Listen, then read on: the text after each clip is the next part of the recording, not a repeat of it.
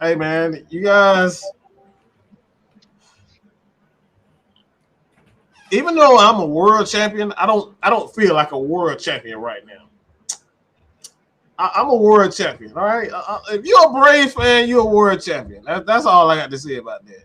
I'm a world champ, but I don't feel like a world champ. Uh,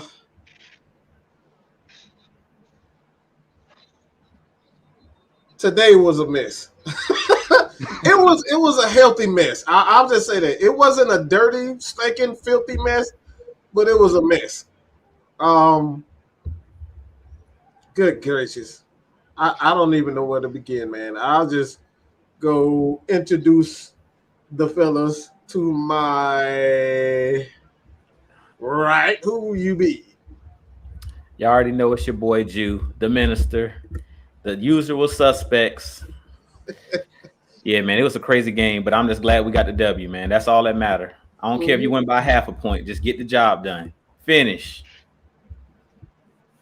Who is this guy below me? Man, y'all know who it is, man. It's your brother Travis, aka LT, in the building. You know what I'm saying? Who is the guy next to LT? It is NLT. Really? What? NLT. Hey man, those are my initials, so I gotta roll with what I got. Oh man. All right. Okay, I like that. NLT, LT, and NLT. Laying it down on Wednesday nights, man. Hey man. Oh, it look like we got. Oh, we got. Whoa! We got a middle linebacker up in this. Okay, I like this. Oh man. Man. Tell who you be, big bro. Who are you? Man, what's good, y'all? You already know Rich BK in the building. The head hunter is here from New York. You already know what's good, y'all. Good fucking dub. Let's go. Yo, man. We'll just go across the board. What a my goodness. I'm gonna say this first before I even get. No, I'll say this. I know a lot of people are really upset, and I'm probably like, I'm probably one of the few people that are not upset about this game. Um, I really love the way this game unfolded. Everything that we asked for this team, we need the team to step up. We need Matt Ryan to step up. Matt Ryan did it. We need Matt Ryan to carry the team. Matt Ryan did it. We need Kyle Pitts, despite his, the drop early in the game. He did his thing. He drove coverage. He did exactly what was asked of him. You asked Russell Gage to do his thing. Russell Gage stepped up when we needed him most. All right, the offensive line. I mean, let's be honest. I've been saying for the last 2-3 weeks, defenses have been pressuring and putting all the pressure on our offensive, our wide receivers to get open, to win one-on-ones. And today, they did that. If there were anything to be frustrated about, I wasn't. I love games like this. I love games like this when you battle it out. Not everything, even the play calling. We can't sit here and look at the play call and say play calling was excellent. Sometimes it's going to be those games where you don't have the greatest calls. I mean, Sean Payton didn't call the greatest calls himself. He could have had a few things, come back himself. So, like today, I think there's one of those games. I said it Saturday on the morning show, is that this team, they're not used to this type of football from the Falcons. This was a hard, in-your-face, smash mouth type of game, and the Saints were not ready for it. And the biggest thing that I take out of all of this,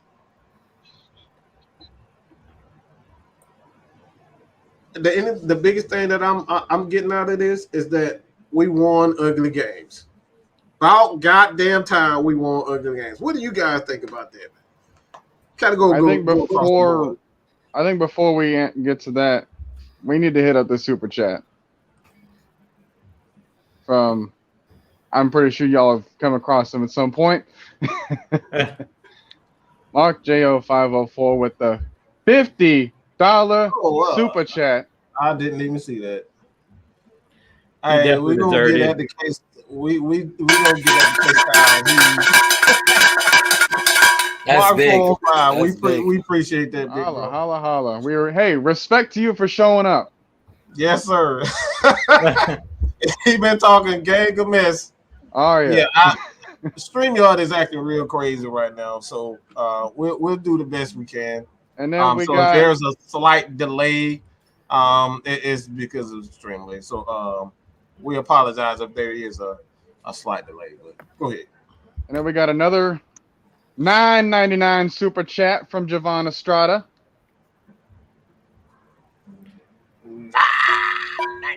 There we go. Holla. Right there. It says the Falcons have just F around and fell into the 7th spot in the NFC. Let's go, man. Horrible win, but at the end of the day, we put the W in the W column. We in the driver's seat, man. Mm-hmm. You know what? I want to comment on that because I've been saying that the whole time. While a lot of folks was trying to say the season was over with, whatever the case may be, last week, I'm looking like, man, we got 10 more games to play. 10. Like, anything is very much possible. And right now, the Falcons are sitting in the driver's seat as a 7th seed in the playoffs. And like I said, just a few more key victories and whatnot. Like, we could literally make the postseason. Like I said, I don't have aspirations of making it, but I'm like, I wouldn't be surprised if we do. That's what coaching does. You see the games like we lose, the games that we won, like the last few weeks, those are games that we lost last year easily. Mm-hmm. Just by coaching alone, gave those losses last year turned into dubs. How the world could Derek Patterson had led the league in receiving yards a day? That make it 126 yards a day. Yeah, that dude is a monster, man. That dude is something special, man. Jude, you got something on this, man? Good gracious. You already know I do, man. It's a lot to get into, a lot to unpack, but at the end of the day, I've been saying it all season long. Finish. That's the new mantra, finish. And they got the job done today. That's all that matters. We won the game. Like LaTravis just said, LT just said it best. Last season, I said prior to going into the season, this is going to be a playoff team because last year, 7 to 8 of our games that we lost came down to that last drive. In the NFL, it's a small margin of error, and that's why we always talk about details, the small, intricate details. Like if you do the small things right, you win the game. And you see at the end of the game, we started to kind of unfold. You had the Richie Grant flag on special teams. You had like all the small, you had the roughing the passer penalty against Foyer, like on third and long. So it's just like those small details, man. When you do the small things right, that's where the game is won and lost, real talk. Those small details. Like the one on Foyer, I hate those roughing the passer penalties because what are you supposed to do in that situation? Like Foyer, Vilma was going, talking about why is he jumping? Why is his hands up? Well, he's trying to prevent him from throwing the ball. And if he does throw the ball, he's trying to tip the pass or back the pass. So I understand exactly what Foyer is doing, but in that situation, what can you do? Especially because most quarterbacks now in the NFL are mobile. It's hard to get these guys to the ground. We see it every week. How many times we see that our players got somebody wrapped up? Next thing you know, the quarterback's breaking free, running for a first down. So it's just like you put these defensive players, you basically kind of put them in no man's land because you already can't really hit the quarterback low. You can't land with your whole body weight on the quarterback. So it's like in that position, I mean, it was nothing that Foyer really could have did differently. So I'm just glad that we pulled it out because to be honest, if Foyer comes away with that sack before they score that touchdown, the game is not even as close as it was. So like what Mike was just saying, what he was kind of talking about, I'm not mad about the win and kind of how we were unraveling. some of the stuff that was happening was just like unfortunate penalties. Like the one with Richie Grant, I don't even think he slung him to the ground. If you go back and look at the, I agree, Joe. Bro. Yeah, if you go look at the play, the dude just basically acted. He just fell on the ground. Richie Grant just wrapped him up. That's why Richie Grant put his hands up. He's like, I didn't just sling him to the ground. He basically just fell to the ground. So in those, in those instances, they got a lot of penalties and a lot of flags late in the game where that game was a lot closer than it should have been. Now, one thing that I will say about the Falcons team is we have to find a better way to, when we do get a big lead, even like with our old Falcons, we know over the last 10 years, we're notorious for getting a big lead and letting the team back in the game. We have to find that happy medium where we don't let our foot off the gas. Because I think a little bit, once we got up by like that 17-point lead, we were up by like 2 or 3 scores. We kind of took our foot off the gas pedal, meaning Arthur Smith. To me, he didn't do a good job of mixing in the running pass. Like, don't wait to the last minute to throw that deep bomb to Cordell Patterson. Do that when you still got the lead. I know you're trying to juice the clock and things of that nature, but sometimes when you let your foot off the gas pedal, you bring teams back into the game. And then it's hard to find that momentum and get that rhythm back once you kind of have taken your foot off the gas pedal. So all in all, we won the game. All in all, I'm happy for the W because we really needed to get a W in the NFC South, and we need to get another win in the NFC because when it comes down to the playoffs, it's going to come. We tied 1-2 with the Saints for hold up. Is it for the division? Yeah, we are in the division. We 1-2 in the division. Okay. Yeah, we 1-2. Okay. Yeah, so we couldn't afford to go 0-3. So this was a huge win because it's in the division and it's an NFC opponent. Because if you guys look at like our record, most of the teams we've beaten are in the AFC. The only team I think we've beaten in the NFC was the Giants. We beat the Jets, which is an AFC team. We beat the Dolphins, which is an AFC team. So we haven't really been playing well against the NFC matchup, NFC team. So this was huge to get this win today. And once again, I don't know if any of the Matt Ryan haters are watching, but he showed y'all again why he makes the big bucks. I just had to do that. He showed you. What is that, 41 times now? Or is it more than that? That's a big fat Jew. And I was saying that yesterday. I was saying that yesterday on Red Clay, man. I'm like, we can't afford to get another loss, primarily in the division, and we had to show out. We haven't been playing well at home, and we showed what we can do on the road. For some reason, we've been playing better on the road. I would say this. I got you, Mike. I would say this just to get the W going. Do you smell what the Kool-Aid is cooking, man? Let's go, man. I just gotta get that going, bro.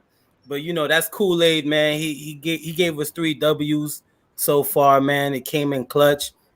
I would say that we only played 3 quarters of football. That 4th quarter, we did not play proper football the way how we should be playing. And like what you was saying, like we should have put those foot on their necks and close out the game. Like sometimes with Foyer, the way how he caused that penalty, that's not the first time he sacked the quarterback that way. There's plenty of times where he sacked the quarterback and he jumped and in the air just to make the quarterback fall on the floor, and there was no penalty. So that was a fluke, right, exactly, right, Mike. So, but at the end of the day, I'm glad we got this W, and let's just gotta build the momentum and we gotta keep it going. No, what you got, bro? Oh, before I get to that, there was this old super chat right here for the $5 from Ricky Gaines. He said, these close games are going to put me in the hospital. Glad we got the win, but mental mistakes kill us. Can't give teams the momentum, but rise up. That almost happened to me. But I wasn't even stressing. I'm not going to lie to you. Like, and Mike can tell you, because I hold spaces. Like, I hold spaces on Twitter during the games when the weekends I'm not working, or if I got time, even on the weekends I am working. And like, while people was in there with that exasperated gas and oh man, here we go again, and everybody just feeling down. Like as they talking, you can hear like me and Mike was just being silent because we like, bro. Like first of all, like Mike can tell you when when the Saints scored, the first thing I said was, appreciate it, you did me a favor. Because I knew giving the ball back to Matt Ryan with this offensive coordinator, he gonna get the job done. That's not a problem. So you gave me a minute and 1 second with 2 timeouts to work with. Yeah, I'm gonna take that all day. And literally the crazy part about it was we didn't have to burn the timeouts. Arthur Smith came out and dialed up a deep shot right out the gate that put us well in field goal range. So that was pretty much game after that.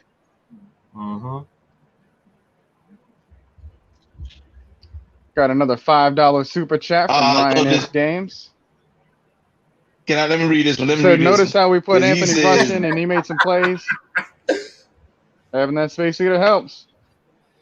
What he said?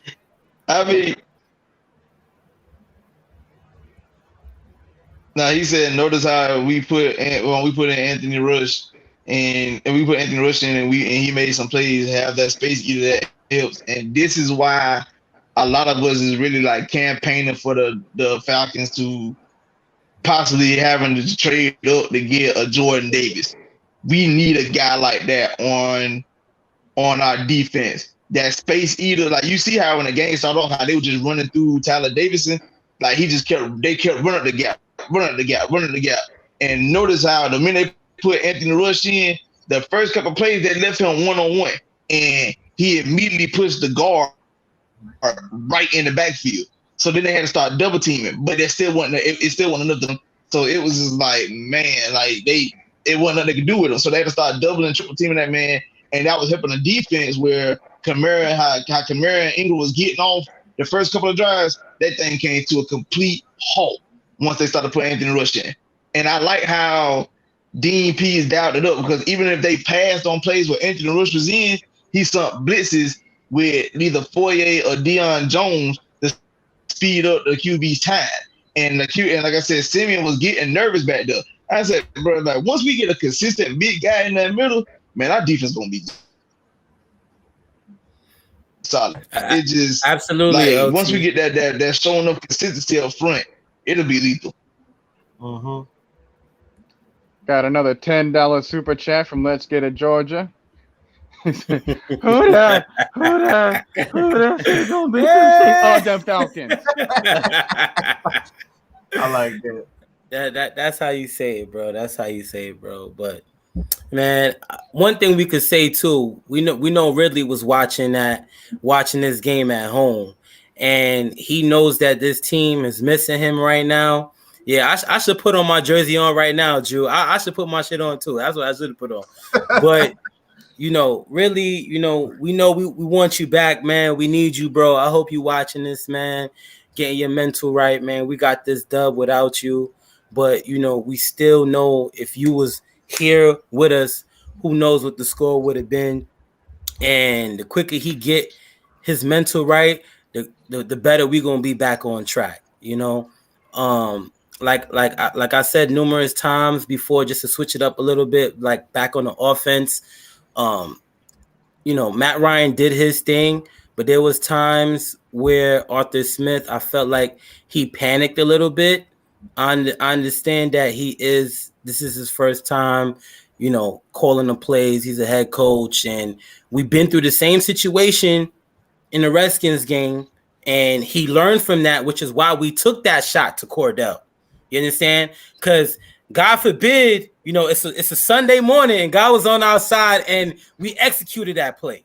You understand? So now let's be real now. If we don't get those plays going, if that didn't happen, who knows how the game would have played out. Now, the opportunities presented itself in the beginning of the game. Kyle Pitts was MIA in the fourth quarter. I really wish we was able to get him back involved in the game. I'm sure you guys would agree on that as well. And the last thing I would say is that, we got to get it going. And I'm an alley-oop to Mike. Yeah, bro. Hey, man, the one reason why I'm chomping at the bit and why I'm so not upset, everybody's so worried about his play call. Everybody, don't worry. He is learning that this is not his division. He's been in the AFC for the last 3 to 5 years. He don't know any of these guys. Mm-hmm. Yeah, that's true. It's first time seeing in New Orleans. Mm-hmm. Let's just be real. He does not know any of these teams. He don't know any of these guys. He's seen them in scouting here and there, but he doesn't know what how to really attack Cam Jordan. He doesn't know any of that right now. So I know it's frustrating, and this is one of the main reasons why. I said I'm so not, because he's going to get better. We've seen the process of him getting better with the play calling, taking those deep shots. I think we took like 2 or 3 different. The game winner! The game winner is a prime reason why you don't get upset. Mm-hmm. Yeah. This is a learning process. Yeah, absolutely. This is a learning process. So he's not sitting back and saying, oh, I'm just going to do what I want to do because I want to do it. Mm-hmm. He's learning. He's learning. Again, look, I'm going to tell you one thing too.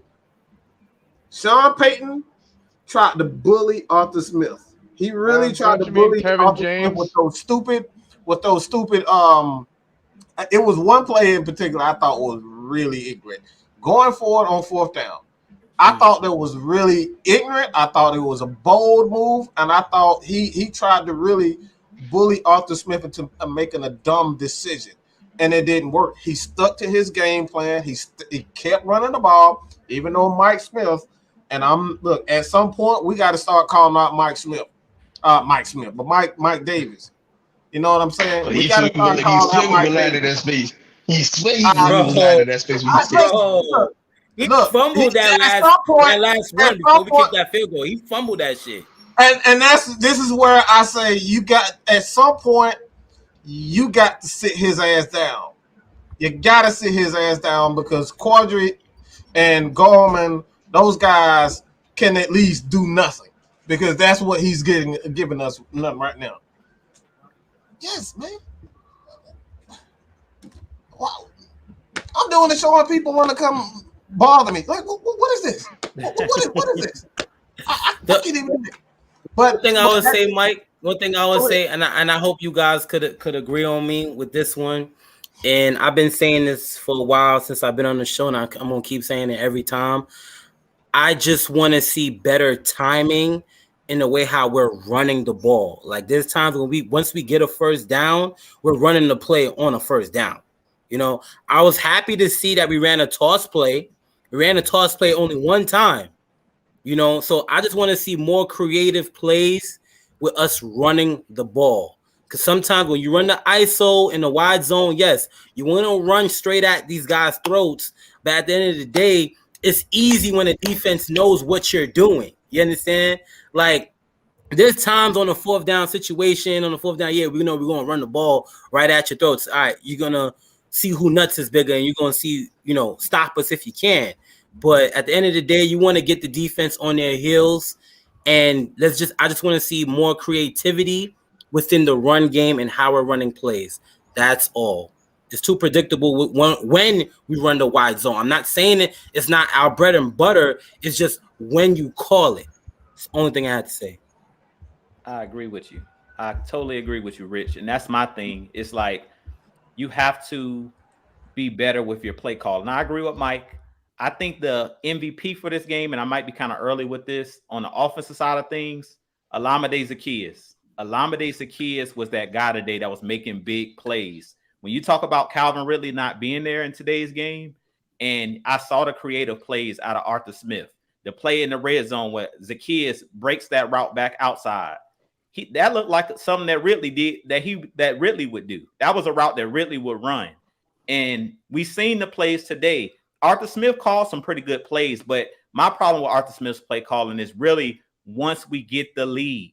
When you have the lead, don't take the air out of the football. Don't just try to take the air out of the football, because the Saints were starting to build that momentum. So you can't allow them just to continue to build that momentum. The game that they started getting all the momentum and the crowd had got back into the game. So that was my problem with Arthur Smith's play calling. I think all game he did a good job of mixing running pass. Now, going back to what y'all was saying about Mike Davis, I think we do need to see a little bit of Wayne Gallman, or we need to see some Quadri Olesen, because right now I feel like Mike Davis is pressing. And I really feel like he's kind of pressing because Cordero Patterson is taking over.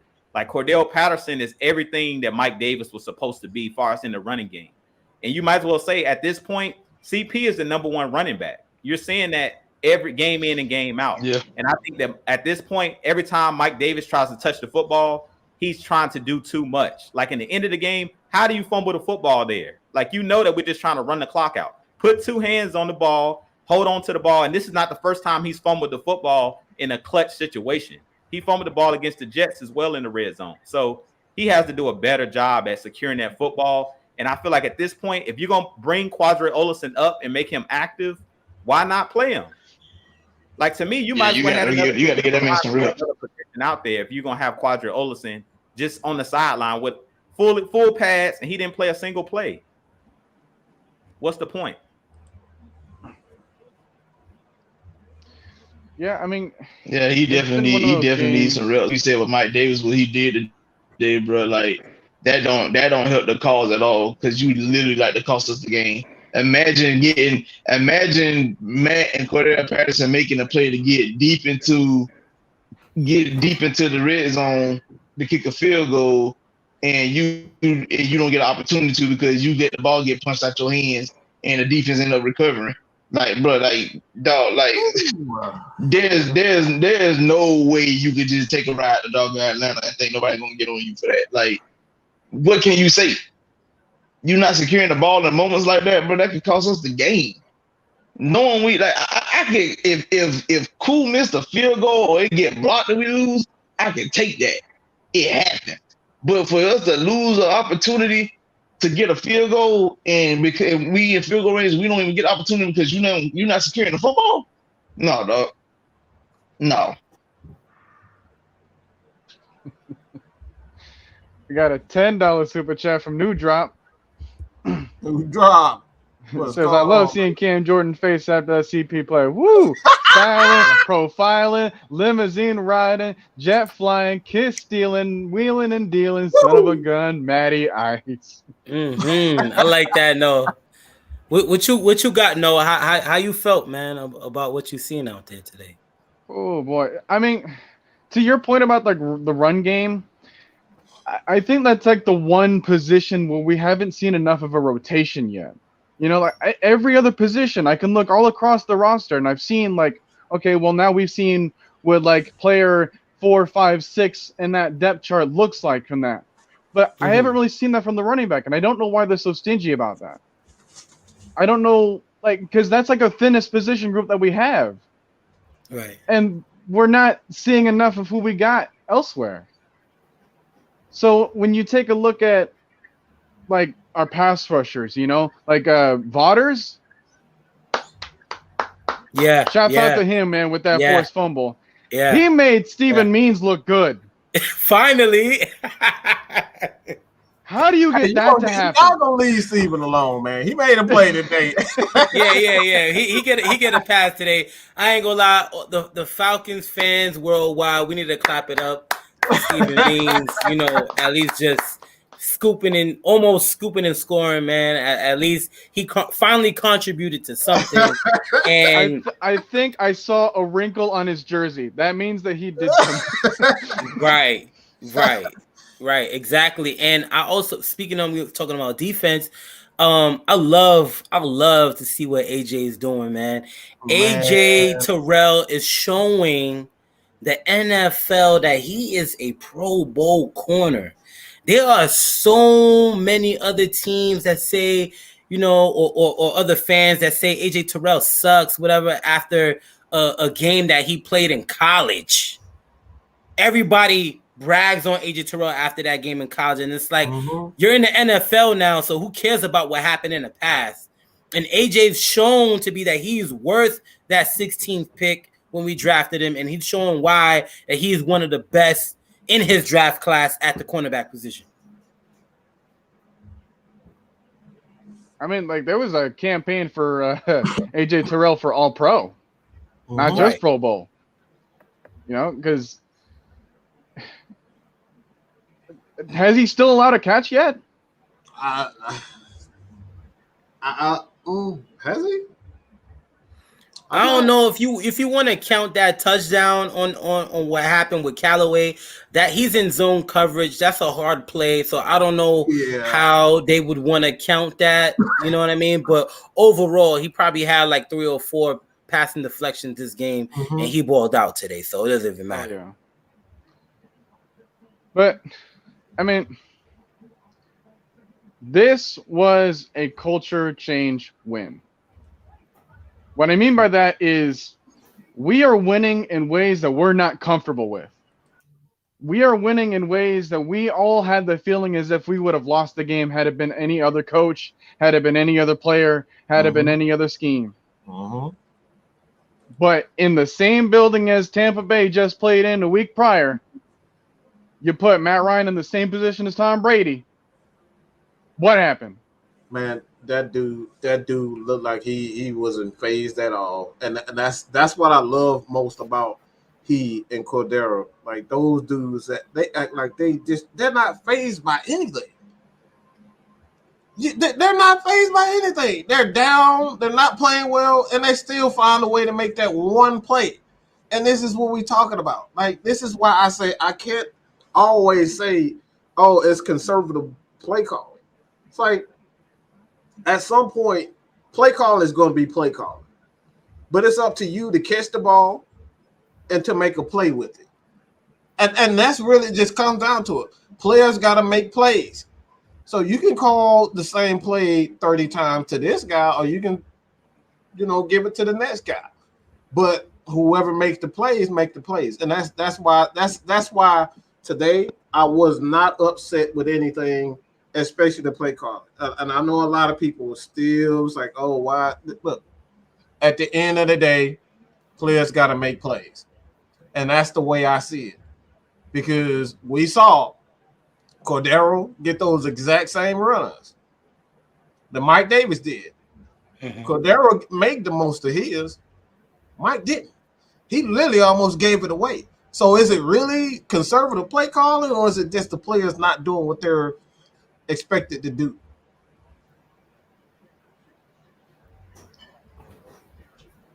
When you have evidence piled on top of evidence, it starts to create a story.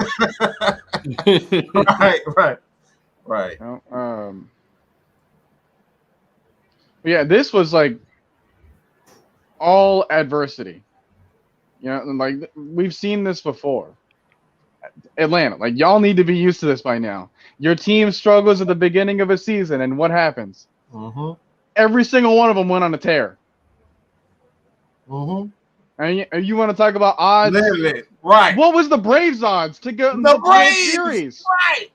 Weren't they like 0.3%? Yes. I don't want to hear anything about odds.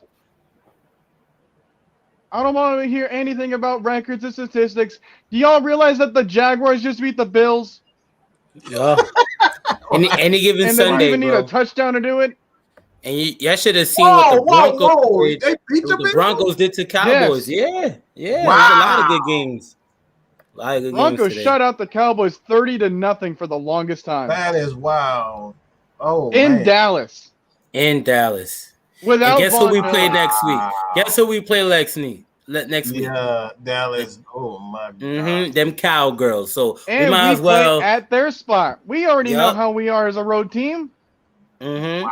We don't care. And we owe Dan Quinn an ass whooping anyway. So we know right. We know what he gonna come with anyway. So once we watch this film and this scout, man, on to the next week, man. There's gonna be another big game coming up, and we just gotta stack W's on top of W's, on top of W's. And one thing I would say too, with the special teams, I was well pleased with the punting this game. I know we had some missed tackles here and there, but the punting coverage in the punt team, special teams was beautiful. Was really beautiful. And Richie Grant showed that he is that guy on special teams as well. Because if he didn't make that tackle right there, he probably would have broke a big one. Well, after you mentioned any given Sunday, anybody can beat anybody in the league. I wasn't expecting that the Bills would lose.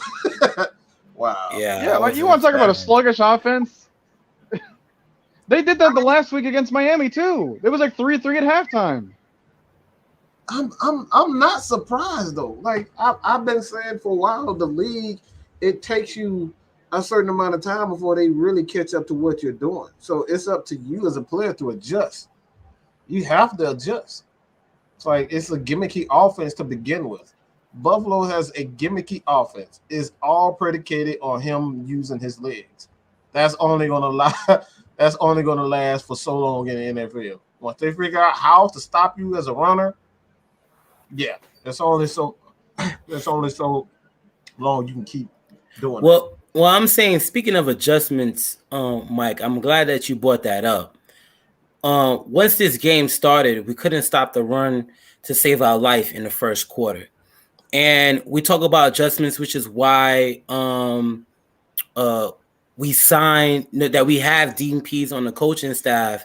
And I was able to see the adjustments that he made to slow down the Saints running game.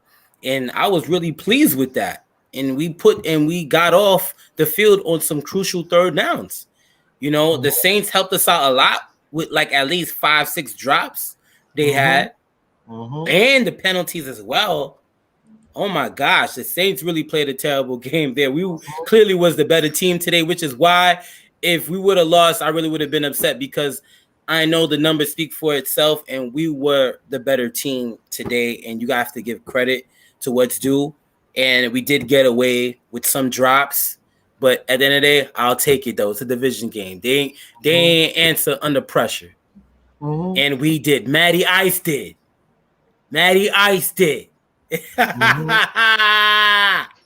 Let's go, baby. Oh man, this is great. This is great. Yeah, I did make a statement that I'm pretty sure AJ Terrell is going to be my next jersey.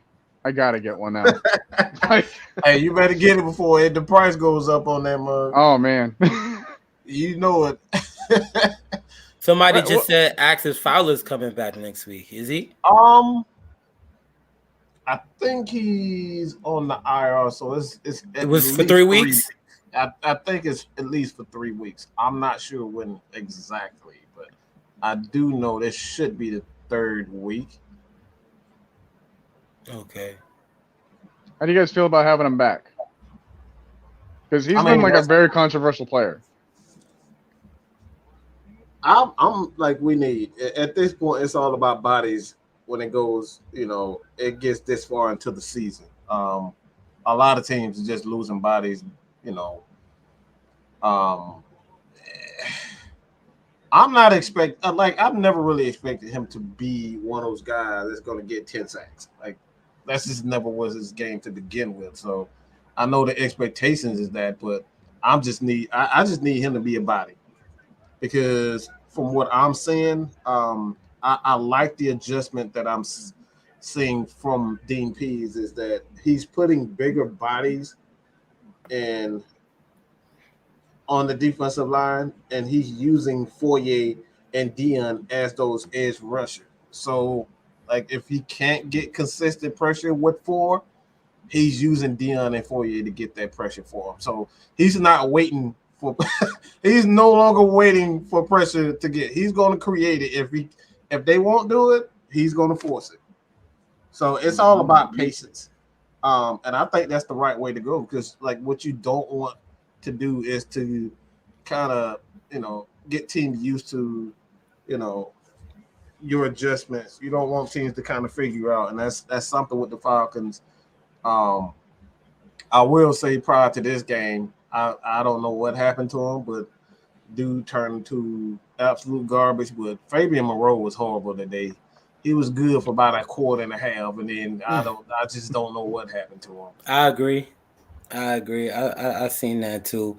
But I think also, even with that PI that they called on him, oh man, I felt like that was a fluke play anyway. He did, but then it was part of it when the offense is just, once they take a shot down the field, that's what they're looking for. They're looking for that call anyway, just so they can get down the field. Regarding Fowler's situation, it'll be good for him to come back of course, any defensive player that was a first round pick or anything like that. And we know what Fowler can make certain plays, like what he can do on fourth down. He started the season very well. I believe he had 2 strip sacks, I think back to back. So he can provide something. He can do something. I hope Ogundeji, it looked like he had a little injury. I hope he gets back. I hope he's good to go because he's very, very special. Very special rookie. And I can't wait to see his development throughout the years. And he's going to be that pick because I believe we picked him in the 5th round. The same way how Grady Jarrett ended up working out for us in the crucial pick in the 5th round. I believe Ogundeji could play out the same way. So, yep. Yeah, another 5th round guy was Avery Williams. Oh yeah. Oh my goodness! I actually have that guy is really growing on me. The toughness that he shows is for a guy that's small. Like he's not afraid to lay a hit. Like he really isn't. Yeah, I don't think we should say anymore that he's tough for his size. I think we should just say that he's tough, period. He's just tough. Yeah, he's just he's not afraid of contact. He really isn't. Same thing I could say for Jalen Hawkins as well. Jalen Hawkins been showing what he could do. He had a nice clean technique and coverage on that pass deflection on that tight end. And he's earning his playing time. And this is what we want to see out of guys. He's shown his development. He's shown his growth. And, obviously you got veterans in front of you right now. But I'm sure by the time of this season is over, as towards the end of the season, he's going to get more playing time. Right now, he's leading our team in interceptions. He had 2 interceptions in back-to-back weeks. So why not have a guy like that on your field and competing with guys, competing with veterans at that? So sky's the limit for him and his future here with the Falcons. And I want to see him get more playing time. I'll be honest, being that he's a playmaker and he knows how to play the ball very well. So, yeah. Wow, this man in here really saying who that after that performance. Who that? Oh wait, Kool-Aid, baby. I didn't actually catch your conversation earlier. I don't think we should have K-Styles type it in himself. Mike, you go. What the update on him? K-Styles is he's okay. He's having to just deal with it's the season changing, and look, man, everybody just take care of yourself, man. But K-Styles, he will be back. You can't keep that player down, man. He's a tough guy. He'll be back, with his jokes, with his memes, all the content we can have for you guys. So I'm not exactly sure we will have tomorrow, but we will try our best if K-Styles. He's reading all the messages at this point, so we know he's not far. He's probably watching us right now. So yeah, I saw him in the chat. Yeah, he's K-Styles. He you can't keep him down. I'll just keep it like that. You can't keep him down long. Give him a couple of days. He'll be back. When we talk about living up to the expectations and with Kyle Pitts, I feel like he's doing a great job right now, and he is on pace to break that record. I do want him to break that record for rookie tight end, and I do want him to get offensive rookie of the year as well. That's a tougher task. At the end of the day, Kyle Pitts, I don't want to see no more drops, bro. Come on, and it's easy. He's making the tough catches in crucial moments. I'm not saying that, but the easy ones, bro. Yeah, that's dropping those, bro. Come on, bro. You gotta lock in on that because Noah could tell you, man. I know Noah's running a fantasy thing, and I got Kyle Pitts in 3 of my fantasy leagues, and I need these points, bro. Come on. Yeah, I have. Oh, So I got like 4 of them, right? And I drafted Kyle Pitts in every single one of them. And in 2 of them, I had Matt Ryan and the Falcons defense starting today. That's how confident I was. Wow. Wow. Started All out right. good, huh? Now, the defense ended up with like 3 points after having 10 for the longest amount of time. But I still got both wins. You know, I'm 8-1 in the league that earns me the most money. Nice. So nice. I might know what I'm talking about. Hey, you better than me. I'll leave that to you guys. You guys the experts with that. I'm horrible at that type of stuff. Yeah, I mean, it's a type of thing where it's like you just got to baby it every once in a while. Yeah. But speaking of babying, how are these Aints comments going over here in the chat? It's pretty active, bro. It's pretty active. It's if you guys got any questions, we're gonna kind of wind it down. But we can answer a few more questions. Again, you know, we just want to get on. Kind of give you guys I'm gonna just say this one thing I wanted to talk about, and I think we kind of went over it, but having Anthony Rush in there was just a breath of fresh air. Oh my goodness. Like they started the game out, and I thought it was an experiment, and they did exactly what I thought they would do. Anthony Rush got in. They did not run up the gut. But when he was in there, I noticed that they use a lot of off tackle. And I don't think Foyer and Dion are used to those types of angles. They're used to teams running right at them. So I saw Foyer kind of like he was a little hesitant to hit those holes as hard as he typically does. So, like with a guy with Anthony Rush in, like those holes are going to be open. You're going to have to close on those holes. And I thought they were a little bit slow closing on those holes. A little. That probably didn't even sound right, but you kind of.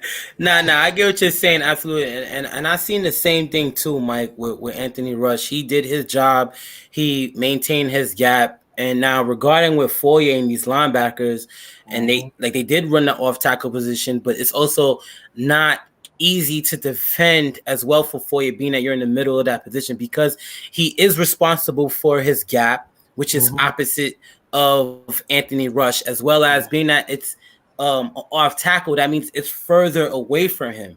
So now as he has to shuffle across, he also has to fight against a block as well. So it's not easy, you know, to make those plays as a linebacker when you're in that situation, which is why you have the safeties and everybody else filling into their run lanes, and everybody's responsible for a particular area within the defense. There was times when AJ Terrell actually stepped in and fill in those running lanes, and to make it a little shorter of a distance compared to of Alvin Kamara, Mark Ingram making a big run, you know. So I also, speaking of the D line, you know, I was expecting this year to see a little bit more of John Kaminsky, but it seems like he's more on the inactive, I guess, practice squad. And I don't know, like what's the situation with him? Or is he's like in the same scenario with Quadra Allison right now, slowly making their way out, or just what? They are. Your guess is as good as mine. I haven't heard what that dude says. It seems like since the preseason, really. The preseason, I heard nothing from him, so I have no idea. Like if he's having issues picking up the defense, I just don't. I have no idea. He went the way of Dejan Sinai. Hey, what?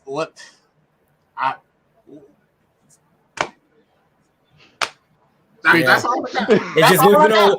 I guess we'll see when we see. We'll see when we see him. At this point, it's like I don't know he really doesn't fit this defense at all.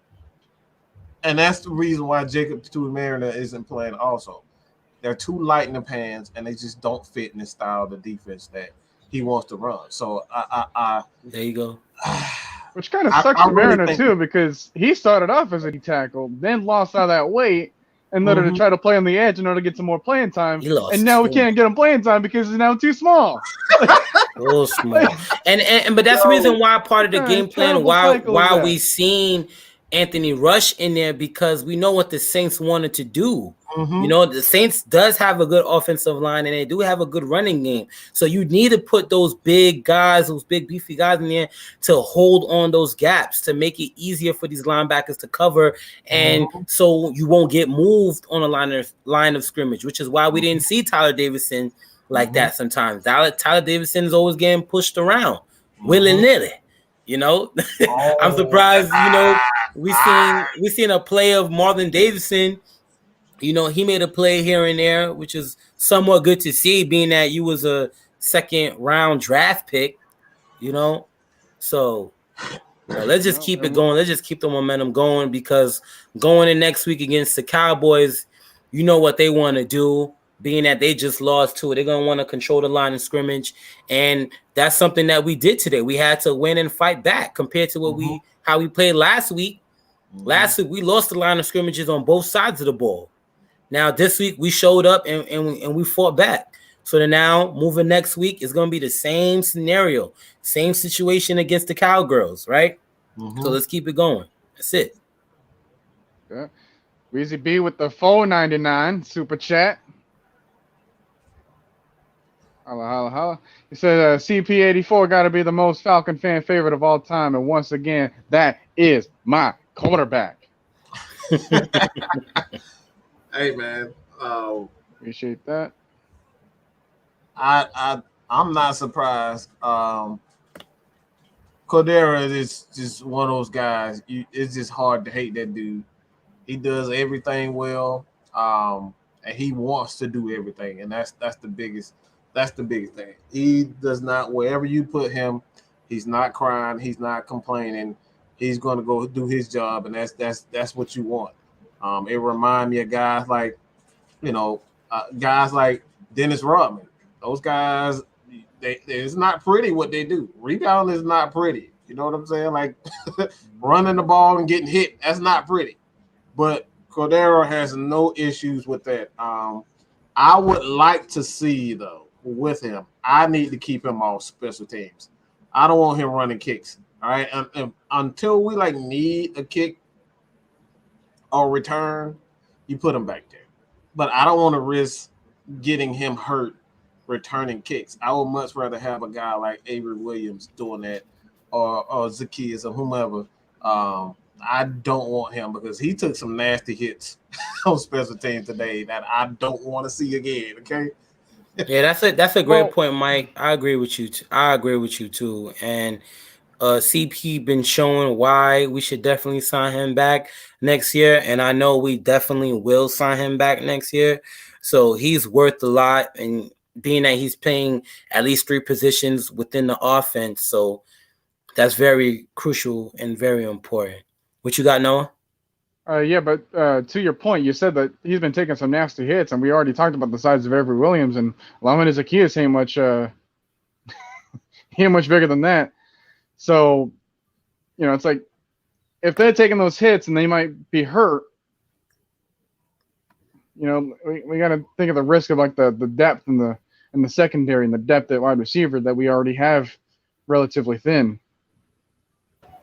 It's like we have some returners, but I think we should probably, I wouldn't want to say keep them there, but if that's our best replacement, and CP still definitely has like the home run aspect in his game,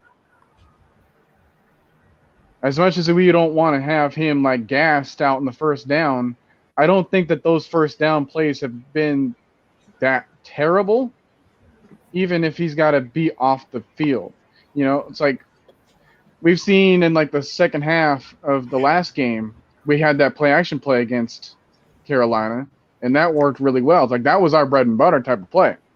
You know, it's like with the play action, with the dig route, and then throw it downfield, around 12, 15 yards. Didn't matter who's catching that, you know, whether it was Pitts, Julio from last year, Ridley, or even Zacchaeus.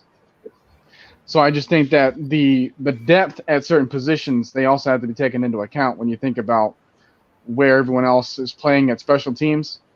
Because, hey, like ever since the start of the season happened, like I don't have really any complaints about our special teams anymore.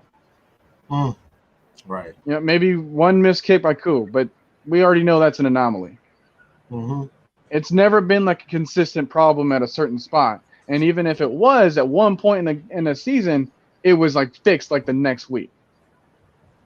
And that's like, that is Terry Fontenot and Arthur Smith working together trying to create the roster that is built to win.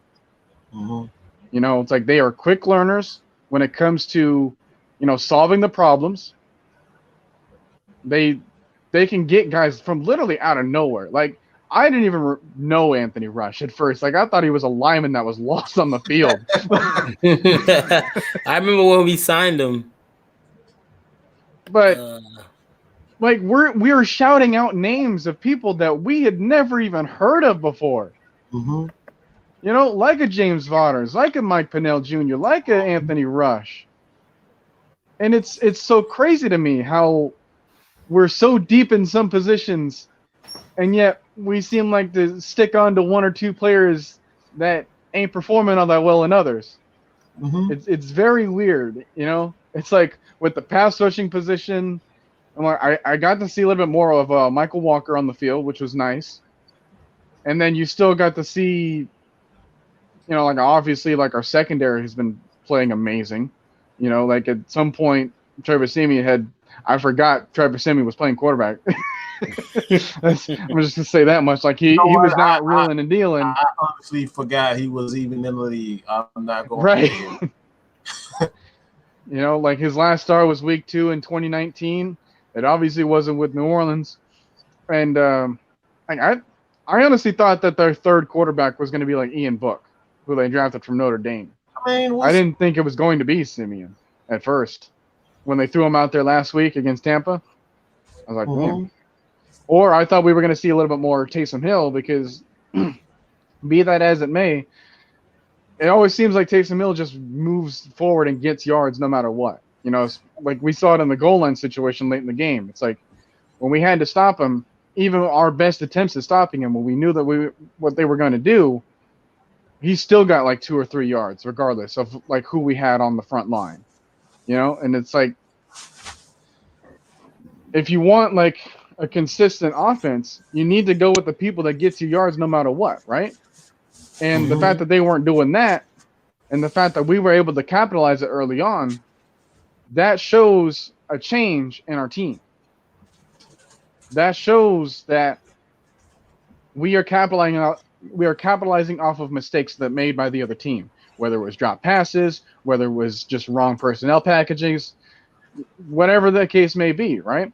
So when we see that in our team, which we haven't seen that in a couple of years now, we can start having this feeling like, okay, well, now we have the other games coming up. We're going to take this one at a time. But we still feel as if we have a chance no matter what. You know, like this was going to be the week where it's like, oh man, our odds are definitely not in our favor, but we didn't care about the odds, and the odds didn't show up in order to stop us.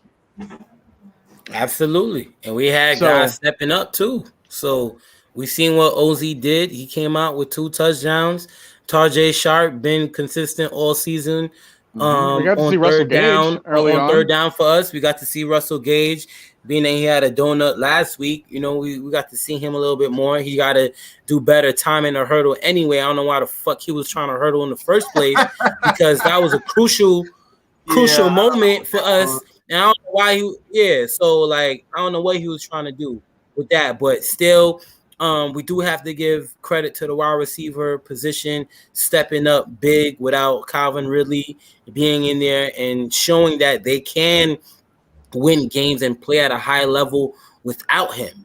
So then now he's starting to see more that. Imagine what can we do with him being in the picture now. It makes us a lot better of an offense. So really need to get it going quick, man, and let's get back on. Let's get the train going. Now he can't be playing games now. You know, it's either you sitting out the season or you need your 2 weeks or so or not because we gotta figure this out. Yeah, Mike. What were you saying, Mike?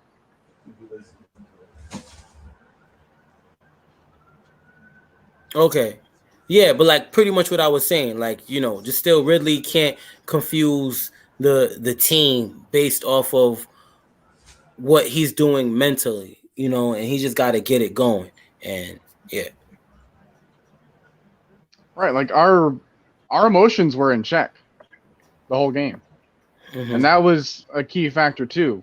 You know, it's like when we had that crowd to deal with, when we had our own like mental obstacles in our locker room to deal with, like we had to overcome those things. And those like sprung on us, you know, last moment. Yeah. But we also had the positive emotion on our side too. We had, obviously we had the Braves win, you know, and it's like once the city was able to carry around the team, it didn't matter that we were playing away from our city. It's like we still felt that feeling that they wanted to show the other sports that, hey, like we are going to ride your momentum. And, you know, whether it was going to be Trey Young and Freddie Freeman and all these other guys that just like really brought the team together.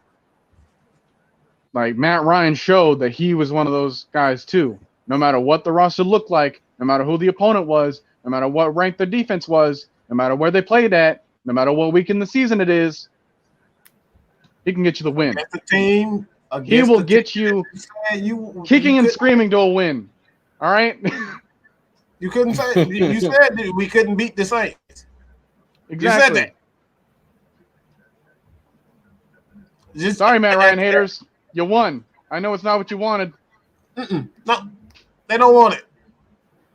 They don't want it. But at the end of the day, this is the reason why we continue to, you know, push the quote unquote agenda with Matt Ryan. It's because in the NFL, as long as you have a solid defense, a running game, a competent coaching staff, and a quarterback who doesn't make mistakes, you got a chance to make a run in the league. And we've seen this like right now. Like nobody would I wouldn't have thought in my wildest dream that the Bills would be losing to the damn Jaguars, okay?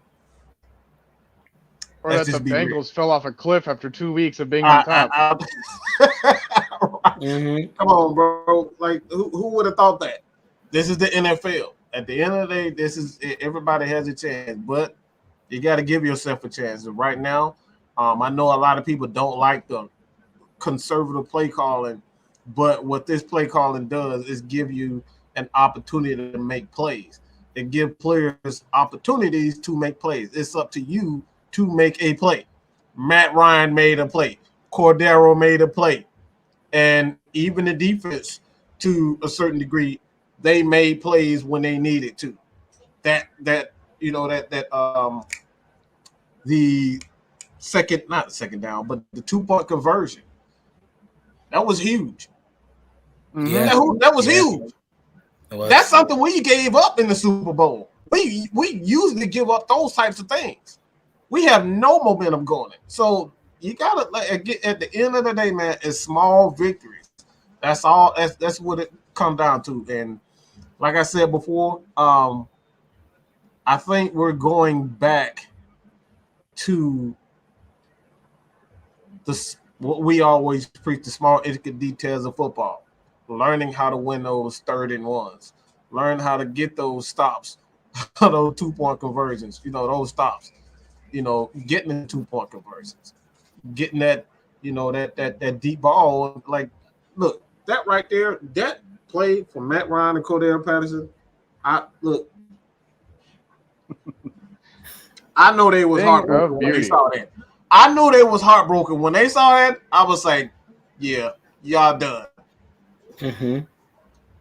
Because we've seen this time and time again with Matt. When it comes down to the Saints, we've done it to them time and time again.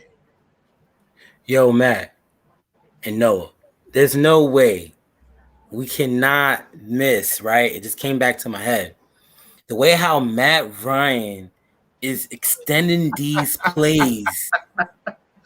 Yeah. And creating plays with his legs. Do Yeah, you guys know how many plays? Run. People don't realize that the touchdown was an option run, bro.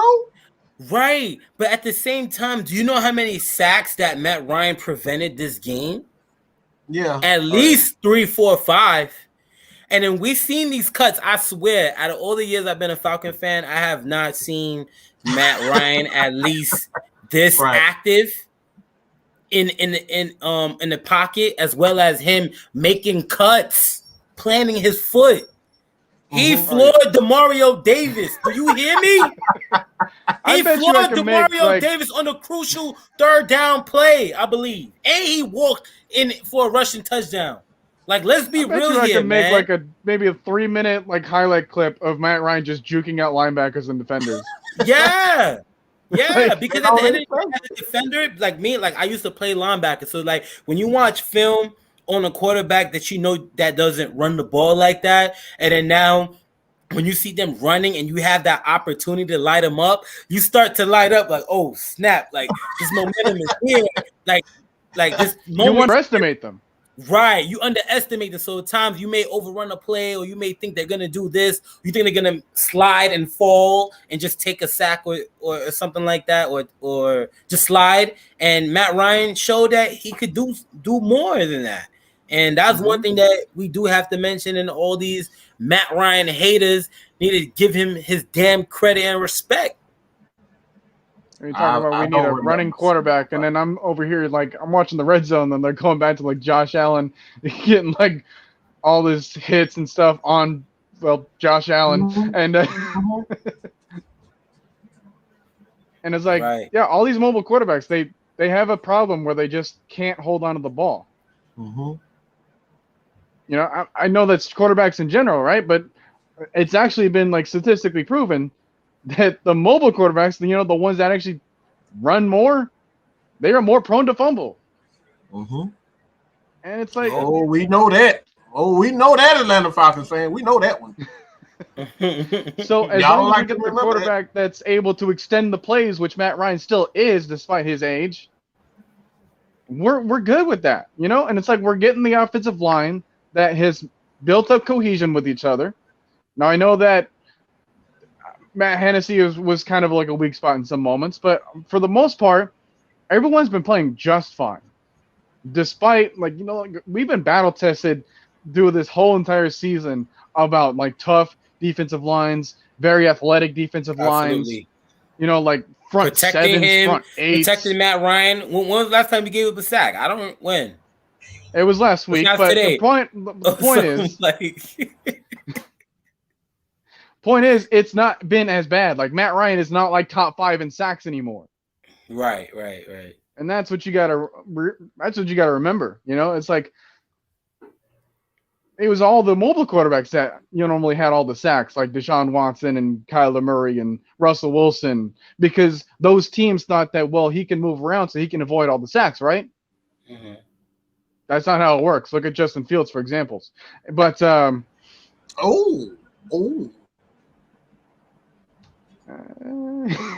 threw a shot at some people, man. They ain't gonna take that too lightly. You better be careful. I've been taking shots at him since week 2. All right? They're gonna say, Justin Fields don't have the offensive coordinator, or they don't have the offensive weapons, and da. But I thought he was so talented where it didn't matter. You guys didn't say that at all in the offseason. Where was that conversation's at?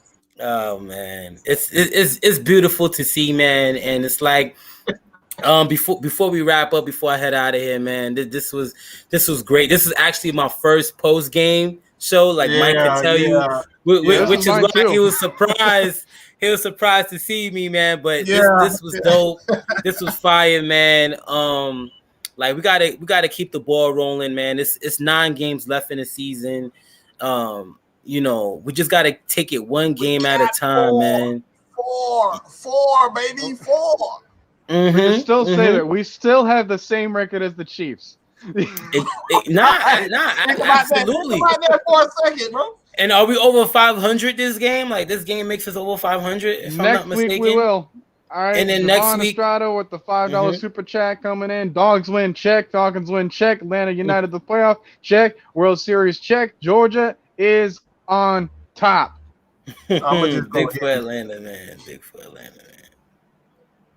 Oh man, this is great. But on that note, man, I appreciate y'all. I appreciate the whole fans, man. Everybody commenting, showing love. Appreciate y'all. Like, subscribe, share the content out, man. Mad Mike Sports, man. Atlanta Falcons Nation. It's really a blessing and an honor to be affiliate and part of this platform.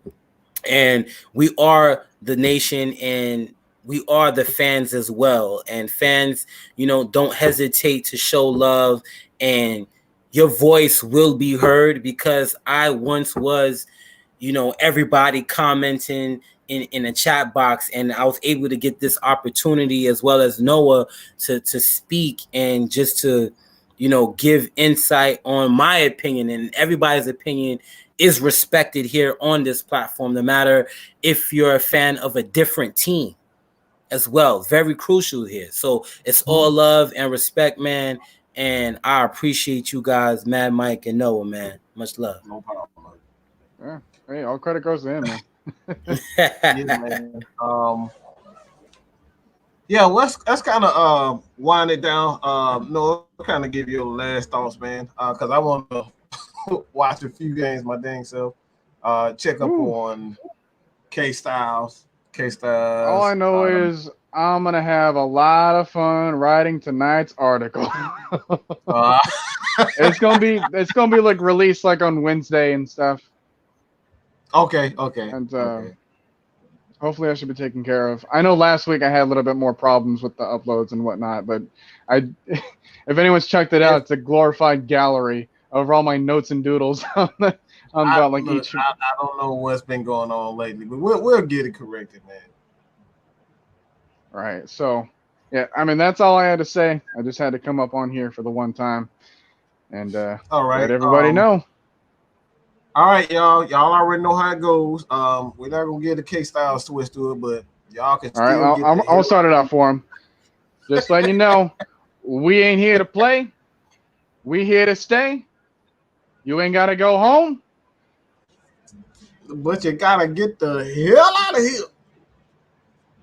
Peace, y'all.